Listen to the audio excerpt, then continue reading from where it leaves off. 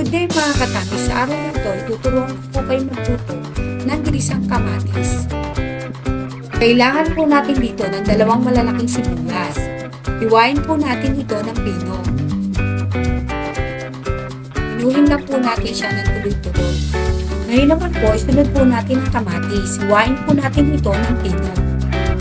Tulad din po ng ginawa natin sa sibuyas. Ito na po yung ating pininong sibuyas at kamatis. Handa na po natin ang kawali at igisa na po natin ito. Papulahin po natin ng mabuti ang sibuyas. Pag po ito ay mapula na, isunod na po natin ang kamatis. Tuwaluin po muna natin mabuti ang sibuyas at kamatis. Lagyan na po natin ito ng asin at pampalasa. At kutsara suka at hayaan po natin ito makunag. Iwaluin lang po natin. Ito na po ang ating finished. Ito na po yung ating ginisang kamatis. Mga katami, salamat po. Kita-kits sa susunod na videos.